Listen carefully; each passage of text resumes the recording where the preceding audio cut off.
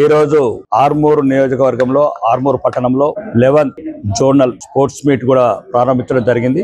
ముఖ్యంగా సమాజానికి ప్రభుత్వానికి ఎందుకు చెప్పామంటే సిరిగల్ల తెలంగాణని తాకట్టు పెట్టబడుతున్న తెలంగాణ, మిగులు బడ్జెట్ ఉన్న తెలంగాణని ఈరోజు అప్పుల కుప్ప చేస్తున్నాం. రాజకీయ నాయకులం మేము సామాన్యులకు పేదవాళ్లకు ఏమి మిగల్చకుండా ఈరోజు రాష్ట్రంలో రోజుకు భూములు ఆర్ట్ కేకుల్లాగా అమ్ముతున్నది ప్రభుత్వం. గత ప్రభుత్వం, ఈ ప్రభుత్వం.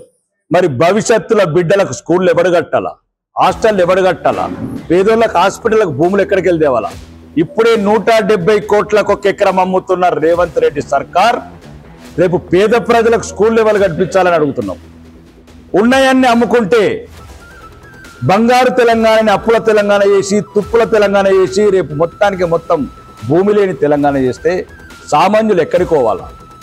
హాస్పిటల్ ఏ భూములలో కట్టాలా రేవంత్ రెడ్డి? పిల్లలకు హాస్టళ్ళు పేదోళ్లకు ఏ భూములో కట్టాలా రేవంత్ రెడ్డి? నువ్వేమన్నావు రేవంత్ రెడ్డి?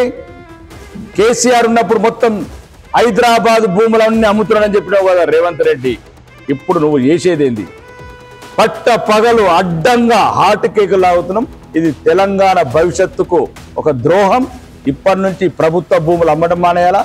భవిష్యత్తులో పేద బిడ్డలకు స్కూళ్ళు కట్టాలి, వాళ్ళకి హాస్టళ్ళు కట్టాలి, పేదలకు హాస్పిటల్ కట్టాలి, పార్కులు కట్టాలి, ప్రభుత్వ కార్యాలయాలు కట్టాలి తప్ప మొత్తానికి మొత్తం అమ్మేసి ప్రతి ఒక్కడు ఈ రాష్ట్రాన్ని తెగనమ్మిపోతే భవిష్యత్తు తరాలు శాపగ్రస్తులు అవుతాయని చెప్పడం జరిగింది.